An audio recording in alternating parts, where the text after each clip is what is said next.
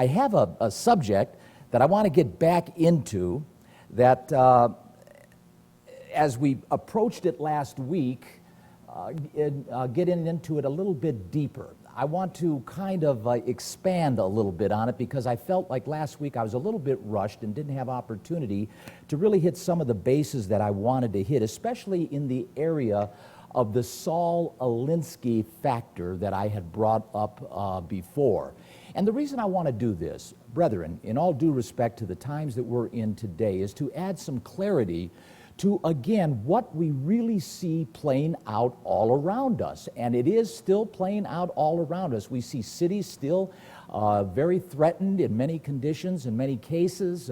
Portland and Seattle, some of these rioters are expanding in other cities like Atlanta. And we hear in our news all through the week, again, in the evening, at night it seems, these violent rioters, not the protesters.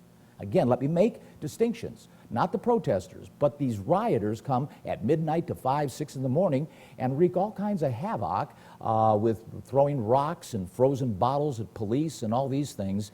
And you can't help but to wonder, well, where did all this come from? How did all of a sudden, man, pop goes the weasel, and we've got all of this violence that we're surrounded by?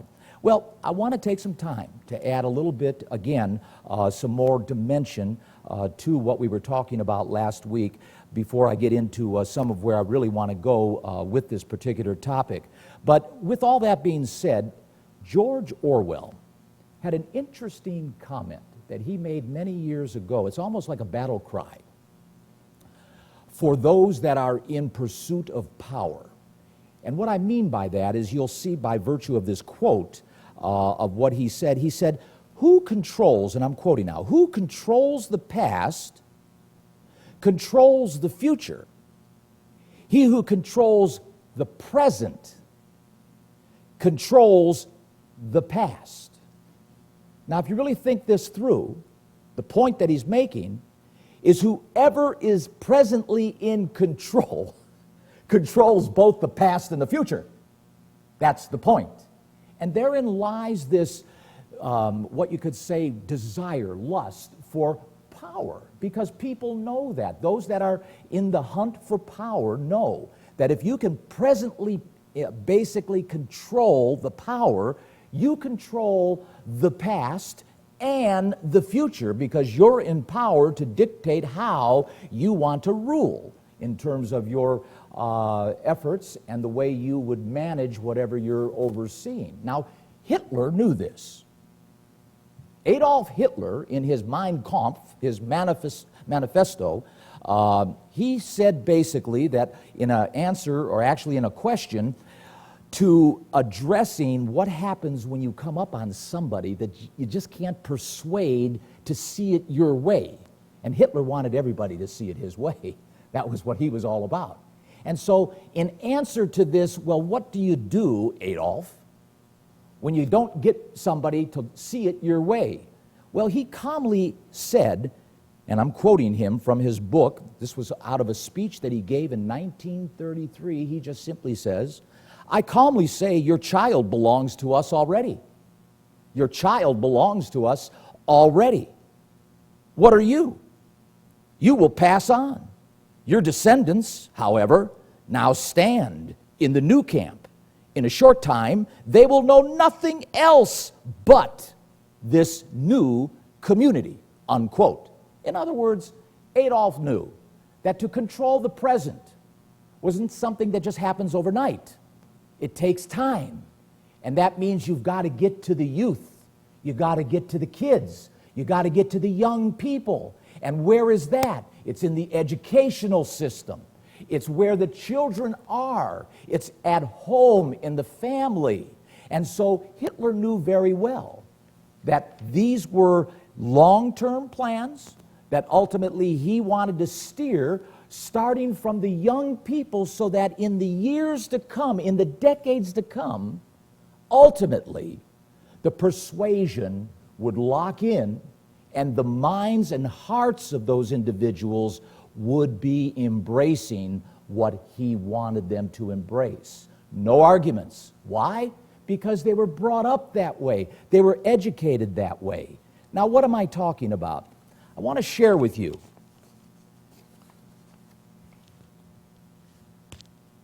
the communist goals written in 1963, submitted to Congress here in the United States in 1963, as a congressional record, appendix page A34 and A35 out of the congressional record in 1963. And this is the communist goals on how to infiltrate the United States of America and shift it to a socialistic country so that it can be steered into a globalist agenda spearheaded by the UN, which all countries were intended to be brought under an agenda we call Agenda 21. You need to look that up, get familiar with some of these things, as well as what's considered to be the Noahide laws. That's another thing that you need to get familiar with to make a determination and at least make yourself a little bit aware of where this new world order and common community of nations agenda, this globalist agenda, is really going, the direction they're going. Because the goals that are listed here, I just want to take a few minutes and list them and see if you can't recognize some things that are now very clear and plain that were known by the United States Congress as far back as 1963, right out of the Communist Handbook. This is serious, brethren. We are in a cultural war. I keep banging this drum, but I hope we understand. We are in a very serious situation, and we are in a condition that if we don't begin to recognize what we're up against, we won't have any idea on how to combat it. So I'm trying to introduce to all of us a little bit of what we're in combat with, so that you know where this is coming from and be able to hopefully identify it so that you know how to better respond to it in the right way. I'm not going to read them all. There's 45 items here. I'm not going to read them all, but I am going to read a good portion of them. Number one, develop the illusion that total disarmament of the United States, nuclear disarmament of the United States, would be a demonstration of moral strength. Moral strength. In other words, put away all your bombs, America. You're good. You're good to do that. Good to do that. Reduce your nuclear bombs. Provide American aid to all nations, regardless of communist domination. China. Grant recognition of Red China. Admit them into the UN. Admit China into the UN. This is 1963. Guess what? Mission accomplished. Trojan horse, that's why. Promote the UN as the only hope for mankind. If its charter is rewritten, demand that it be set up as a one-world government with its own independent armed forces. It's 1963. Let me remind you, written 1963. Capture one or both political parties within the United States. Capture the Democratic and or Republican, or at least one of them within the United States. Use technical decisions of the courts to weaken basic American institutions by claiming their activities violate civil rights. The ACLU. Develop these little groups that will combat, kick back, and push back to continue to break down the laws. Civil rights are being violated. Lawsuits, one after another. Get control of the schools. Use them as transmission belts for socialism and current communist propaganda. Soften the curriculum. Get control of the teachers' associations. Put the party line in the textbooks. Here's another one. Gain control of all student newspapers. Use student riots to foment public protests against programs or organizations which are under communist attack. Infiltrate the press. Get control of the book reviews, assignments, editorial writings, policy-making positions.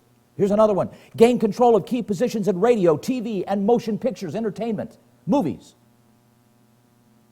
This is a communist manifesto known by the Congress of the United States of America since 1963. Some of you weren't even born then, but has been working its way and drilling its way like a worm, like a cancer, into the DNA, the political DNA, the entertainment DNA, the educational DNA of the United States of America for decades now, brethren.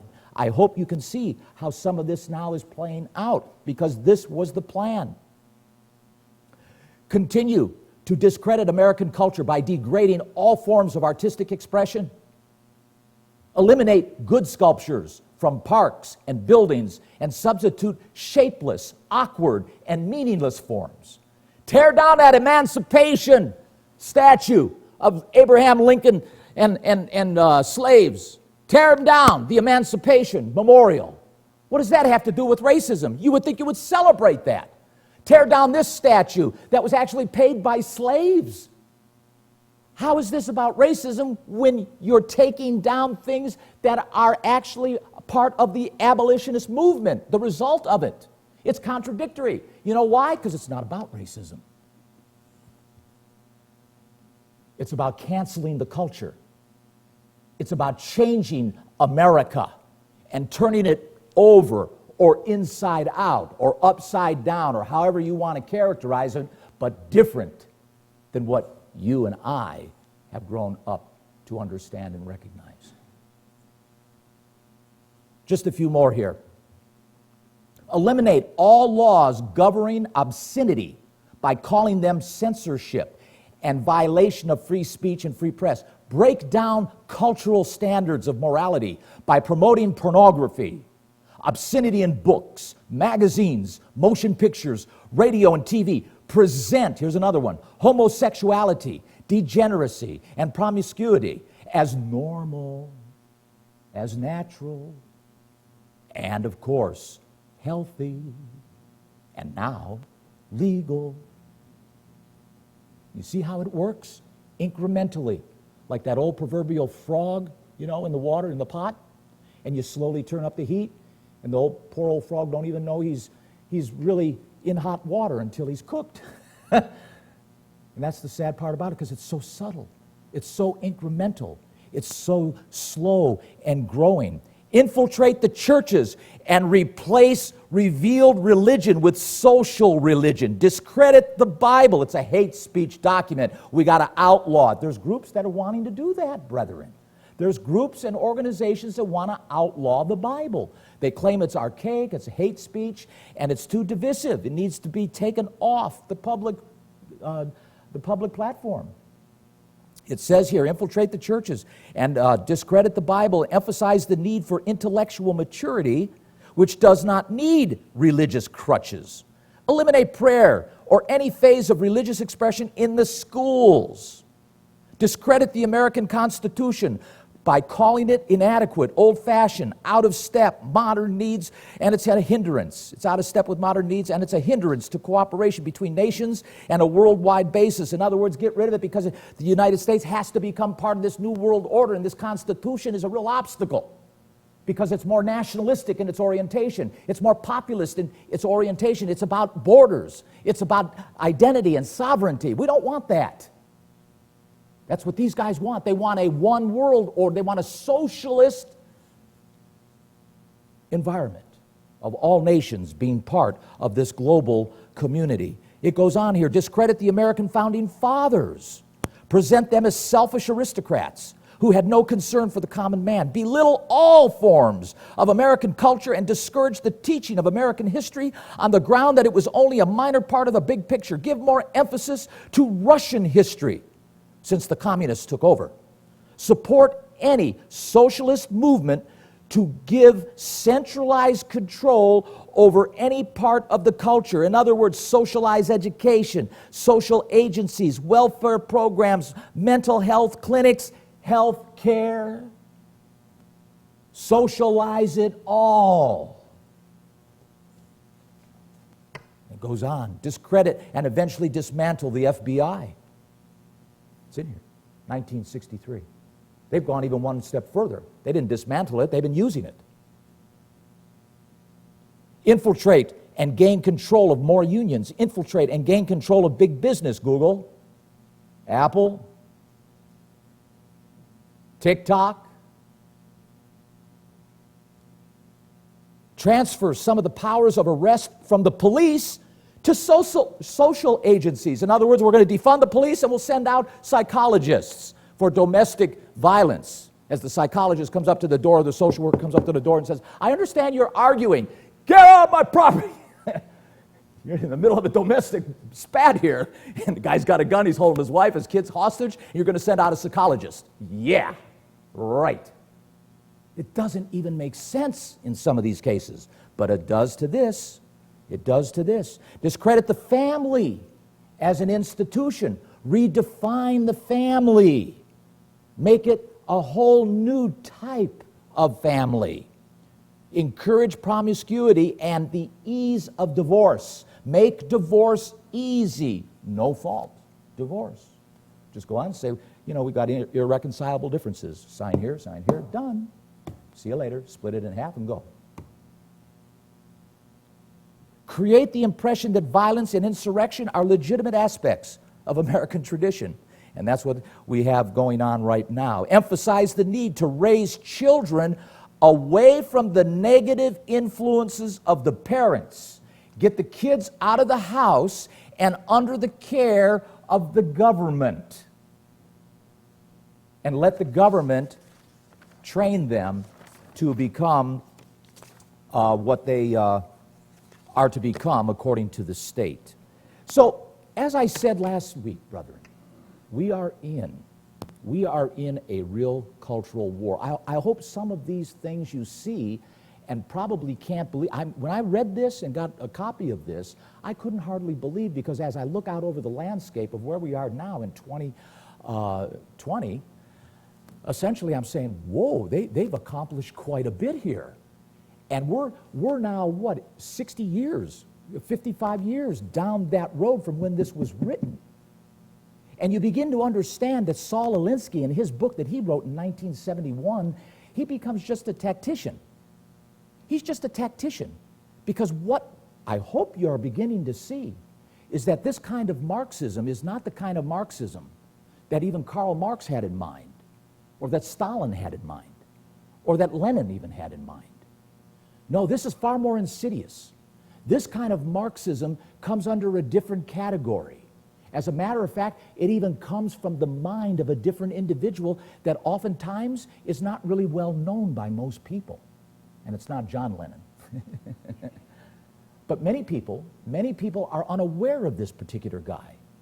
And yet this guy had a big difference with Karl Marx and his strategy, because you see that particular Marxism, that particular communism of which Marx felt socialism led to communism, you know, the old format, and of course the way you're going to essentially take over or subvert a nation would be through economics, and the target primarily was economics. That the state would control companies, and those companies would compete more easily with free nations or capitalist nations, and should just run the route on them because they got the whole government. These companies got the whole government behind them because the government basically owns these companies.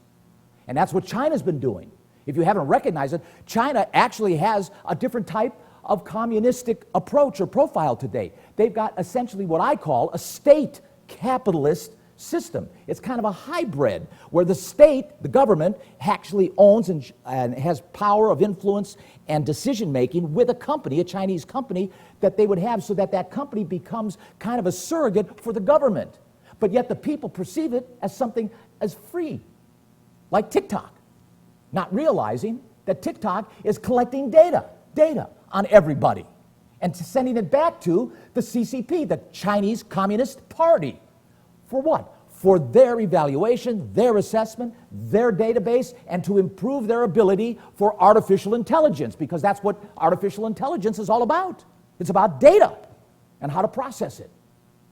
So this is important, that we begin not to be naive about this. And so consequently, this particular communist approach of Stalin, Lenin, and Karl Marx himself were at odds with this more insidious approach that I'm talking about, and of which I just read targets, of which Saul Alinsky was a tactician in developing an action plan on how to accomplish these things that I just listed. But that didn't come from Saul Alinsky. Saul Alinsky was just a field lieutenant. This guy, his name, Antonio Gramsci, he reshaped basically the Marxist approach because he thought to subvert a nation, you must capture the social identity of the nation. You've got to worm your way in.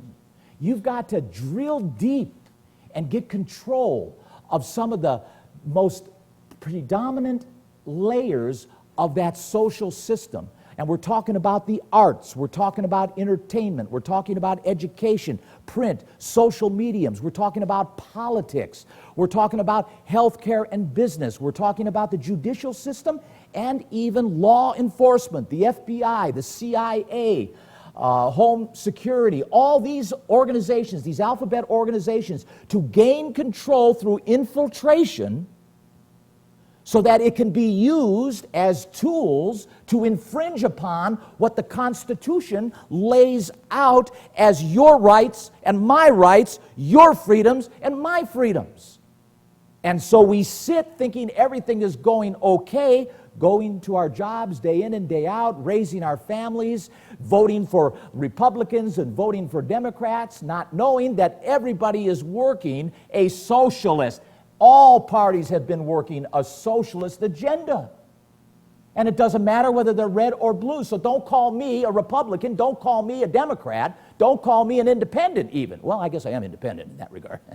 But what I'm saying is, as far as parties are concerned, not important, because they're all working the same agenda, using the United States' assets, wealth, and material power for personal gain in some cases, and of course, to become part of, amalgamated into this globalist agenda of a community of nations. But this guy Gramsci, he knew it, that ultimately by getting into these layers of the social structure would ultimately lead to the legislative body, whereby then you get into now the empowerment whereby in the present, remember the present controls both past and future. So now you're in the present and you've got control of a political party. That was one of their objectives, get control of one or both of the parties. And then you get into the legislative body of the United States, and guess what now? Now you can change laws. Now there's more of you. Get into the judicial body. Now you can change morality. Now you can redefine family. You can go ahead and even kill babies by legal law. You can pass laws so two men can marry. You can pass laws so that on Monday I can go into the ladies' room and on Wednesday I'm back in the men's room. And it's okay because I have a right to think who I want to be any day of the week, and I can change it any day of the week to be who I want to be because I'm in a postmodern society, and I can redefine myself anytime I feel like it. You see, it's amazing what's happened. It's amazing what's happened, brethren. And what's happened is exactly what this gentleman, R.J. Rushdoony, it's a really funny name, R.J. Rushdoony, who wrote this pamphlet called The Religion of Revolution. Get this.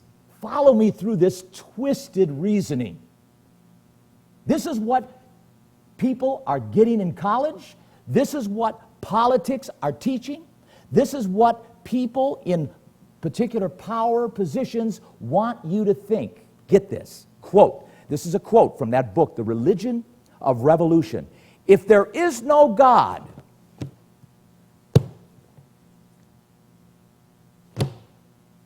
it's a hate speech document. Get rid of it. We don't need it. If there is no God and no divinely ordained law, you have just gotten rid of absolutes, right?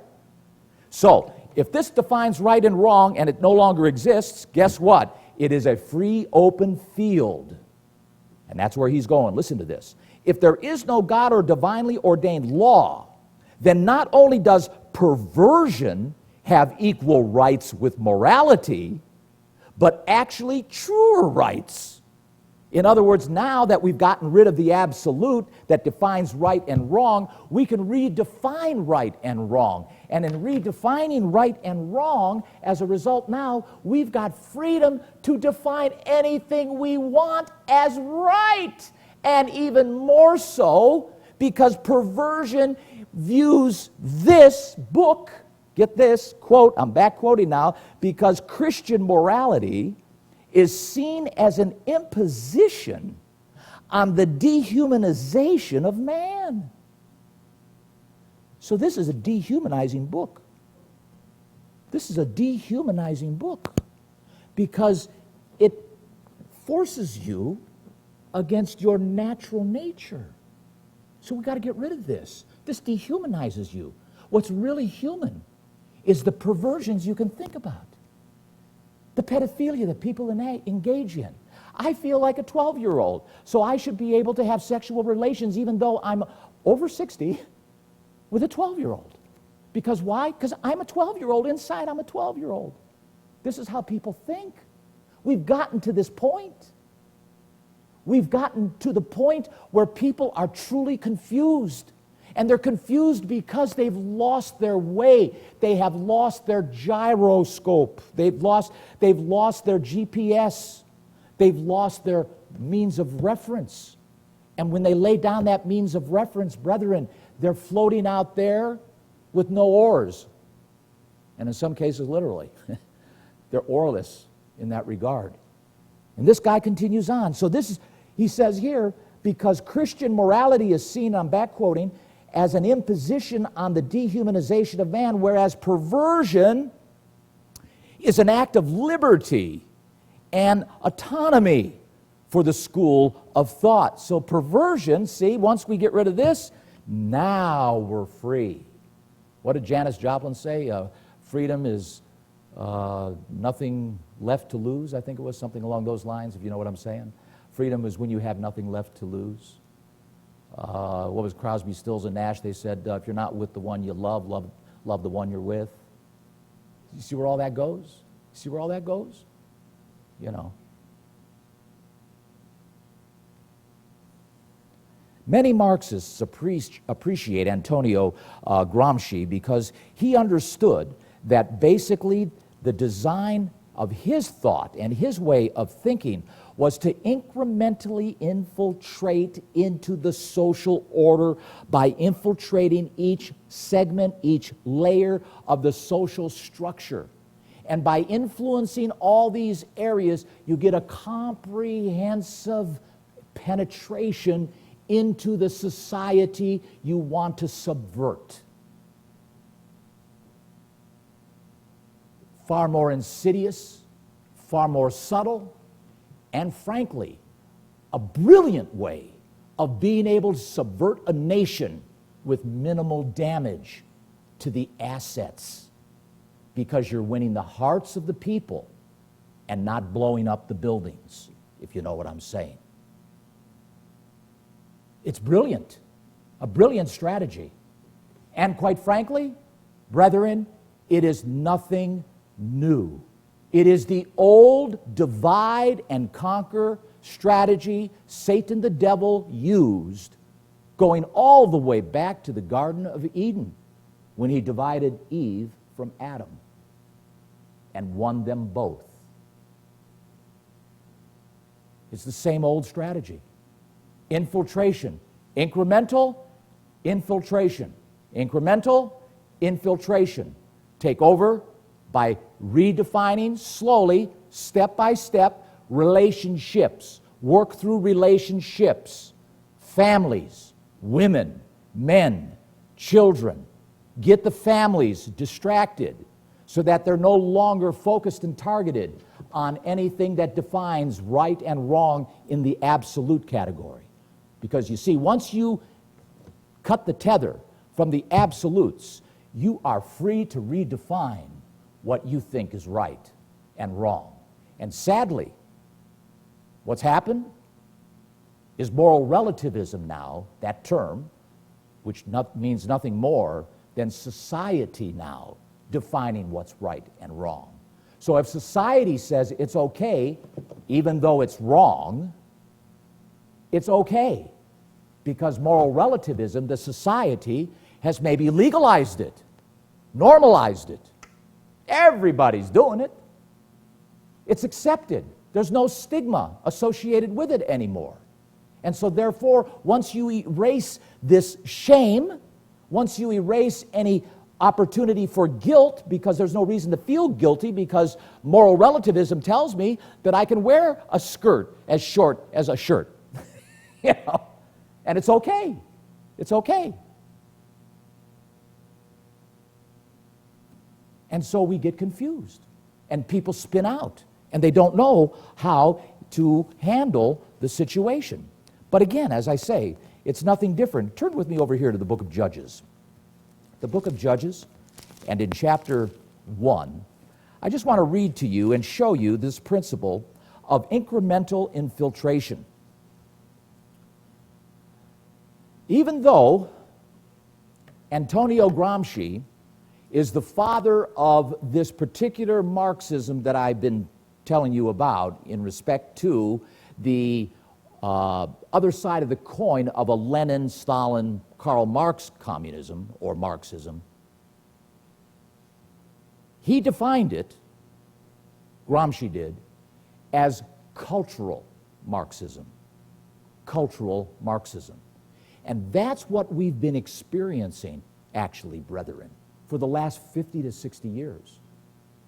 And this cultural Marxism, as I said, has worked through subtly in changing so many areas of our social structure here in the United States. And it's been so subtle and so disarming because television's been used as a tool. Student newspapers have been used as a tool. Our educational institutions, Harvard and Yale and so forth, and many of our colleges here in the United States have all been used as tools to change the minds, to change the priorities. By what? By eliminating history, by eliminating and rewriting the narratives, to the point where now the respect for the Constitution is not there for many of our young people. The fact that burning the American flag is almost what you could say just, you know, that's my right to do, and consequently there's so many more people now defending that right. And now even all these sports people kneeling, the Star-Spangled Banner, whether it's football, baseball, or basketball. It's really, really taken hold, this cultural Marxism and the result. But here in Judges, we see this principle, the same principle. The timeline here is Israel, basically going into the promised land, and Judah and Simeon are picked to basically be the spearhead in taking down some of these Gentile cities and nation tribes that are in that area, the Canaanites and of course the Jebusites and so on. Verse 19, the Lord was with Judah. You can read there in verse 1 or verse let's say verse 3. Judah said to Simeon, his brother, "Come up with me into my lot, that we might fight against the Canaanites, and I likewise will go with you into the lot." So Simeon went with him, and Judah went up, and the Lord delivered the Canaanites and the Perizzites and their hand, and they slew them in Bezek, 10,000 men, and then they proceed and essentially attack all these other guys. And in verse 19, where I read this, "And the Lord was with Judah, and he drove out the inhabitants of the mountain, but could not drive out the inhabitants of the valley, because they had chariots of iron. And the children of Benjamin," verse 21, "did not drive out the Jebusites that inhabited Jerusalem, but the Jebusites dwelt with the children of Benjamin." Verse 27, "Manasseh, neither did Manasseh drive out the inhabitants of Bethshean, Verse 30, neither did Zebulun drive out the inhabitants of Kitron. Verse 31, neither did Asher drive out the inhabitants. Neither did Naphtali, verse 33, nor did the tribe of Dan. As a matter of fact, the Amorites forced the children of Dan into the mountains. What happened here? They did not listen. They did not rid themselves of these foreign influences, and these foreign influences influenced them to the point where, as you can see here in verse 2, or chapter 2 and verse 1, the angel of the Lord came up from Gilgal to Bochim and said, I made you to go up out of Egypt and have brought you unto the land which I swore to your fathers. And I said, I will never break my covenant with you. And you shall make no league with the inhabitants of the land. You shall throw down their altars, but you have not obeyed my voice. Why have you done this? Wherefore I also said, I will not drive them out. I'm not doing it for you. You're a big boy. You're mature enough to recognize what I told you. I'm not doing it for you. It's not my lot to do. God is not, brethren, going to coerce. He's going to say, Bill, do this. I have a choice. They had a choice. They chose wrong, brethren. They did not exercise the right decision in their freedom of choice. And so God says here, back in verse 3, wherefore I also said, I will not drive them out before you, but they said, be as thorns, but they shall be as thorns in your sides, and their gods shall be a snare unto you. Verse 7, the people served the Lord all the days of Joshua, all the days of the elders that outlived Joshua, who had seen all the great works of the Lord. They did for Israel, they did that. They stayed true as long as Joshua was alive, but, verse 8, he died 110 years old, Joshua did. And verse 10, also that generation were gathered unto their fathers, and there arose another generation, the generation that with Joshua they died out. Another generation came up, which knew not the Lord, nor yet the works, this is verse 10, which he had done for Israel. And the children of Israel did evil in the sight of the Lord, and served Balaam, and forsook the Lord, God of their fathers, which brought them out of the land of Egypt, and followed other gods. How did that happen? A whole society, a generation is 40 years. We've got roughly about 50 to 55 years from 1963.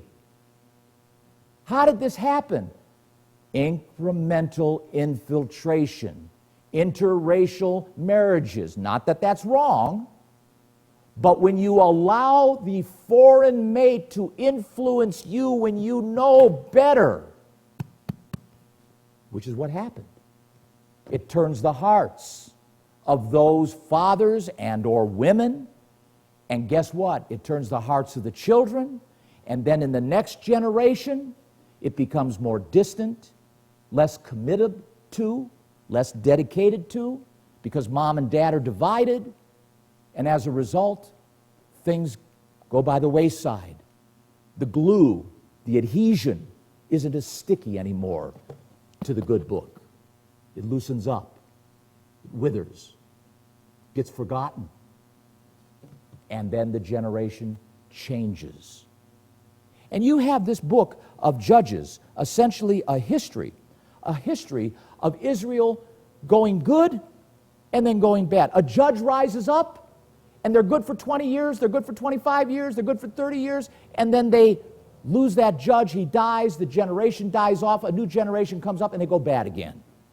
And Judges is basically a legacy. It's a record of incremental infiltration and how Israel was constantly, over and over, good and bad, good and bad, good and bad. Why? Because in the mechanics, in the metrics of the families of the nation of Israel at that time, when they were in that 400-year period of the judges, basically, they weren't staying close to God. They weren't teaching their children. They were not taking the time to reinforce the God of Israel who brought them out of Egypt and parted the Red Sea and rained manna for them. Over here in the book of Joshua, over here in the book of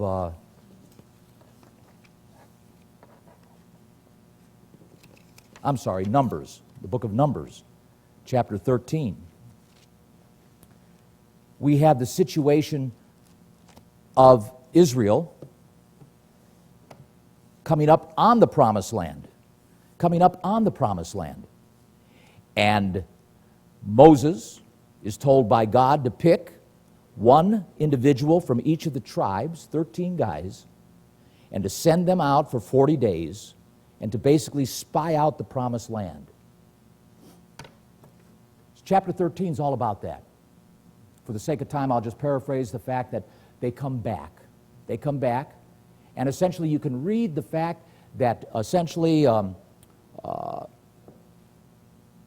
verse 27, they give the report. They told him and said, we came into the land, that is Moses, they're telling him, we came into the land where you sent us, and surely it did flow with milk and honey, and this is the fruit of it. And they were bringing back these big grapes and all of that kind of thing.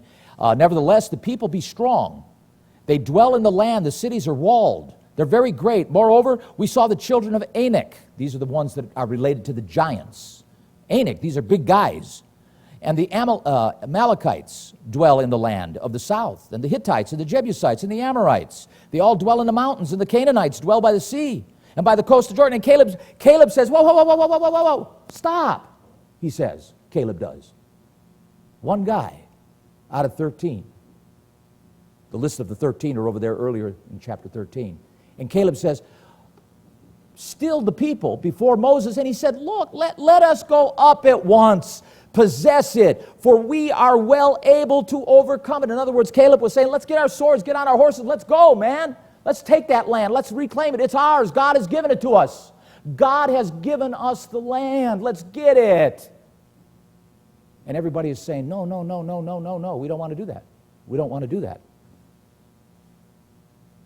And so in verse 31, but the men that went up with him said, we be not able to go against those people, for they're stronger than us. And they brought up an evil report on the land which they had searched unto the children of Israel, saying, the land through which we have gone to search it is a land that eats up the inhabitants thereof. All the people that we saw in it are men of great stature. And there we saw the giants, the sons of Anak, which come of the giants, and were in their sight like little grasshoppers. We don't want to fight these guys. We're afraid. No. But God is saying, I've given you the land. I've given you the country.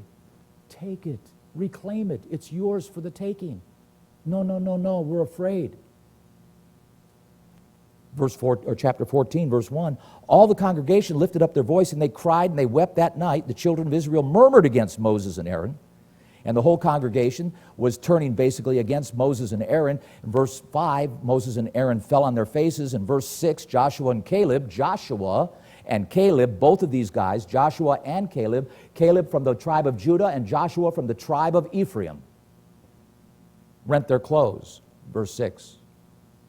And in verse 7, spoke unto all the company of the children of Israel, saying, the land which we passed through to search it is an exceedingly good land. And they tried, that is Caleb and Joshua one more time, tried to turn the group. If the Lord delights in us, then he will bring us into the land and give it to us, a land which flows with milk and honey.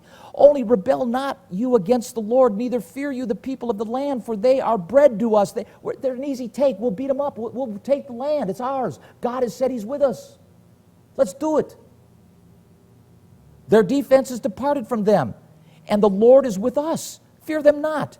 But the congregation took up stones, and we're going to try to stone them. They were that adamant about not wanting to go and fight. And the Lord said unto Moses, how long will this people provoke me, and how long will it be ere that they believe me for all the signs which I have showed among them. In other words, God is saying, what can I do?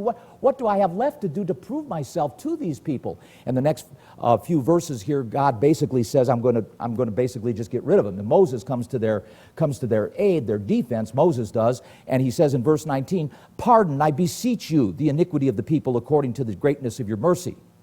And as you've forgiven this people from Egypt, even until now, the Lord said, I have pardoned, okay, according to your word. In other words, as far as God was concerned, Moses convinced him, all right, I understand your rationale, I understand your reasoning, because if I do destroy the nation, then of course the other Gentile nations and so on won't look very favorable to me, God, and consequently would certainly hurt my reputation and my name, and that was what Moses was trying to leverage to get God convinced otherwise rather than destroy the nation. God did agree with him and went ahead and said what he said there in verse 20, where he said he agreed to the pardon. Verse 24, but my servant Caleb, because he has another spirit with him and has followed me fully, him will I bring into the land whereunto he went, and his seed shall possess it. And that statement, Caleb and Joshua, by the way, was of a different spirit. Those two out of the 13. And God recognized that. Nevertheless, God invoked a 40-year sentence and wrote them off to the wilderness to let that generation of cowards and individuals who would not stand and listen to him and take the land, reclaim the land for God's providential giving that he had intended for them to take, until they all died out. And then only Caleb of that generation and Joshua were the ones that essentially were brought into that land some 40 years later. Brethren, there's a lesson here in this. And the lesson is, when you extrapolate this out, it's important that we understand very clearly that when God gives us something and we know that it's right, we know that it's God-given, that we have every right to make a stand and to take a stand, to defend what you know to be right. There's no shame in that, and there's no restriction in that, knowing full well that what you're standing for is indeed worthy to stand for that particular right. I don't know how many of you would agree with me there on the internet or even here in this room, but I firmly believe that the United States of America was providential. That the United States of America is a God-given land, a land of milk and honey, a land that was given to fulfill ultimately the promise given way back thousands of years ago to a guy named Abraham, who passed it down to his son Isaac and to his son Jacob, and divided it to the house of Joseph under what is called a birthright promise to his grandsons, Jacob's grandsons Manasseh and Ephraim. And providentially, with this land, in every respect, after what I've read to all of you, I hope you understand, there are forces among us today, brethren, that are trying to wrench our freedoms, to grab our rights right out from underneath us. And we really do need to recognize it for what it is. Notice what Benjamin Franklin said many years ago.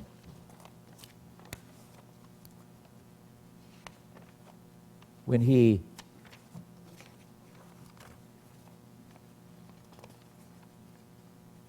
was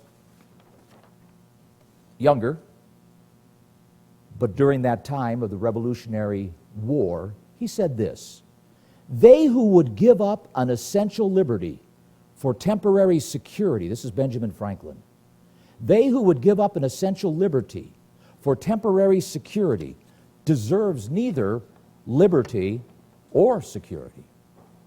He further said, "Freedom is not a gift bestowed upon us by other men, but a right that belongs to us by the laws of Nancy Pelosi,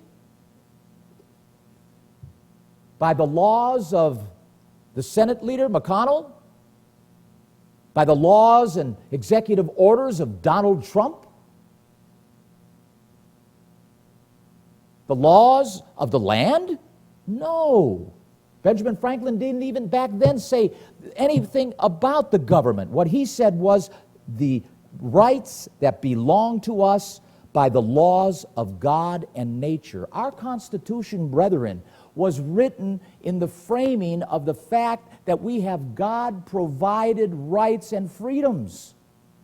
And those rights and freedoms in our Constitution, in particular here in the United States, affords you and I the right to have freedom of movement, freedom of choice, freedom to vote or freedom not to vote, but freedom to exercise a pacifist attitude, like the 11 of those leaders did in Israel when they spied out the land, or an activist attitude, as Caleb and Joshua exercised when they came back and they said, no, no, no, let's take the land.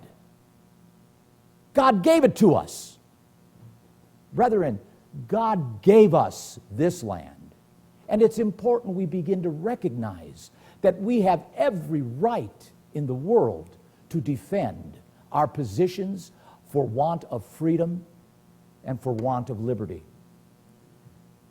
Thomas Jefferson said this: the policy of American government, the policy, remember I mentioned about policies? Always weigh the policies. Do not look at the party. Forget the parties. Policy, policy, policy. Thomas Jefferson is saying this: the policy of American government is to leave its citizens free, neither restraining them nor aiding them in their pursuits. Quantitative easements are wrong. We shouldn't be taking money from the government. That's not what our Constitution originally afforded. Nor should we be restraining ourselves from freedoms that are rightfully defined. But here's the point, like I read those quotes last week. Here's the point, rightly defined by this book. See, because Jefferson and Franklin are speaking from the framing of this as the underscoring definition of boundaries. So when they're talking about freedoms, they're talking about freedoms as defined within the law of God. That's what they're talking about. They're not talking about like that guy, what was his, Rush Rooney, who's saying, you know, get rid of laws, get rid of the Bible and those things, and then you can insert perversions. No, no, no, no. That's not what Jefferson is talking about. The context Jefferson is talking about are the freedoms that are defined within the law of God. That's what he's talking about. He also said this, Jefferson did, quote, educate and inform the whole mass of the people. Educate and inform. In this case, it was Israel, the whole nation. In our case today, it is the United States of America. Inform the masses of the people. Let the people know what's going on. Why? Jefferson said, educate and inform the whole mass of the people. Why, Tom? They are the only sure reliance for the preservation of our liberty. The people, brethren, you and me, are the only security, the real security, not the government. We are the real security. That's what our forefathers were talking about. To preserve the rights and freedoms we have in this nation. And what are they talking about? They're talking about the right that you have to be a voice in the public square and to peacefully, if need be, and I'm not advocating demonstrating, but I'm just saying that's part of the mix. That's part of our right as free souls here in the United States to exercise under the Constitution that we have within the laws of God, of course, in that respect. And so it's important that in our whatever way we can choose to involve ourselves, because, brethren, I'm sounding an alarm. I don't know whether you would agree with this or not, but I personally believe, and that'll get you a donut and a cup of coffee, but I personally believe we were one election away from losing this country very severely. And consequently, all I'm saying is, we have the power, because there is power in the people's vote, if indeed you should be so inclined to do that. Because frankly, all hands on deck. I don't know how you think about voting, and you don't need to know how I think about voting. But I will tell you this: you have a voice in our system, as I have a voice in this system. And I've just shared with you over the last 2 weeks what is really going on with this guy Gramsci and his cultural Marxism, and tacticians like Saul Alinsky, who are implementing as field lieutenants through his book, even while he's dead, because he died in 72. But he's got his disciples like Hillary Clinton, Barack Obama, and so many others of the socialistic party that now is even admitted as socialistic party. Rashid Tlaib, AOC. I mean, it's no secret, brethren. They're out from behind the bush. These people are socialists. And this country is under a cultural attack. It's important that we understand that. And in what little way we can, brethren, if at all possible, let me repeat, all hands on deck. The time is coming. And I'll say this: God will not bless a nation beyond its own vote. We have the record. Israel, you want a king? Take it. I'm not going to cast the tribes out of the country. That was your job to do, to hold the line, to teach your children, to save and to preserve your families, to get back to God and hold Him as the foundation of your education. I'm not doing it for you, God says. We have the pattern. Israel failed to do it. What happened to them? They failed as a nation. They went into captivity. They lost their country. In Joshua and Caleb's case, they had to wait 40 years and suffer the wilderness, along with all those doubting Thomases and cowards. For 40 years, they had to, even though they were willing to take the land, they had to suffer the penalty too. And guess what? If we don't have all hands on deck, there's going to be a lot of good people that are going to have to unnecessarily suffer too. So what's my message, brethren? My message is very simple. Remember Joshua and Caleb and their courage. Don't be like the other 11. Don't be like the other 11. Learn to appreciate their resolve and their courage. Don't underestimate the need for resolve and courage. I could spend hours up here showing you even more detail of the tactics that have been used to fool us, to change us, and to melt us down and compromise us. But I think you've gotten the point over the last couple of weeks. So remember, don't forget, never forget, always remember that God is in your life, and by what He's shown you, as Joshua showed there in chapter 24, where he went through, he called all the leaders of Israel together, and he sat them down, and he said, look, here's what God has done. And he went through a presentation, chapter 24. You go ahead and read it, Joshua chapter 24. It's a great read. And the reason he did that was so that all the leaders of Israel would understand what God did for them, so that they would not forget. And you see, God's done a lot for you. He's done a lot for me. The house that I have, the cars that I drive, the food that I eat, the drink that I drink, my wife, my children, my children's children. God's been good, brethren, good to all of us here in this land of Manasseh. And it's really important that all of us understand that we've got to preserve this country, and we've got to act. God is not going to do it for us. So follow their example. Don't be afraid, brethren, to make a stand when making a stand you know is right. You have a choice in the next 3 months coming up to make a choice for nationalism and populism. If you're a voter, if you're an activist, if you are in the public square, you have a choice to choose. Are you going to vote nationalistic, a country with borders, policy, policy, policy? Or are you going to vote for a socialistic government, open borders, re-engage into the globalist agenda, bring in Agenda 21 with the UN, and vote for the Socialist Party? These are things, brethren, you have to choose. But remember this, God will not bless a country beyond our vote. Instead, He will give us what we want. Please, brethren, understand, we are in a cultural war, and the choices are ours.